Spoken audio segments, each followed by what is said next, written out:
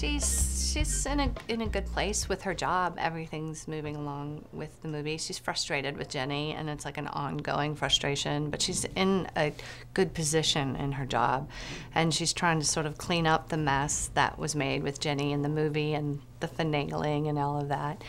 And she's, you know, fighting with that, but she's probably in kind of a lonely place because she's around Jody and Bet and the group a lot. She's reunited with her friends, which is good, but she's starting to date, which is a nightmare. I think it's very subtle, but I think it's any dynamic when you have parents that are split and now they've branched into other relationships, and Tina has to really respect Jody and Bet's relationship because now Jody has a relationship with her daughter, and Jody's good with her daughter. So I think she's in a place where I think she's starting to move forward a little bit. Well, I think the difference between this season and last season, or maybe even past seasons, is I think there's a lot more humor.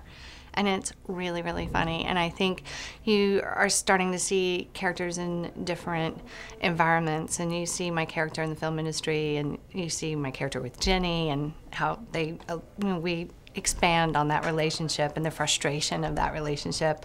And then the nice thing is I'm not in this antagonistic relationship with Bet anymore where we're fighting about, she's with Jody, we've become friends, and you see us become friends at the end of last season, and we continue that friendship. Of course. I think couples can change, and I think they should change, and they have to grow together, and they have to grow up. And I think Tina grows up outside of the relationship.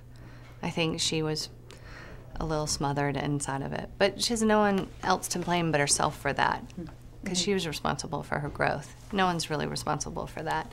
But I think Bet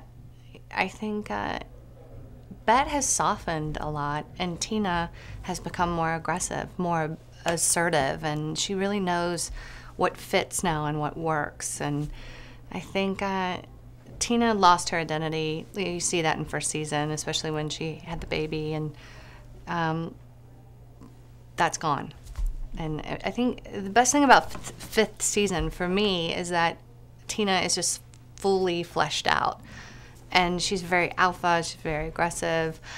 She's put in these really crazy situations in the film industry, and so much of my storyline this year is about the film industry, and she's juggling that all the time, and it's a lot to juggle. And she's not the type of sharky personality persona, but she's found a way to be powerful in an industry that squashes women all the time, and she does it her way. I think the show is getting a lot of aspects of Hollywood right. One, I think we're really exposing the paparazzi, the magazines, what it means to be a new and upcoming star. And Kate French's character is kind of fascinating in this way of, it's just our whole obsession with celebrity. And I think that's one of the things that we capture. I think we also capture casting and how nasty the casting process is. And I beg to say this one line when John Stockwell was directing, because I had heard, everyone hears the story about you audition for something and half the room, you know, you leave, and some, usually guy says, you know what, she's just not possible. And Jenny really wants to cast this girl, and Tina says it about this girl. And I wanted her as a woman to like just be as nasty as all of these guys and expose it.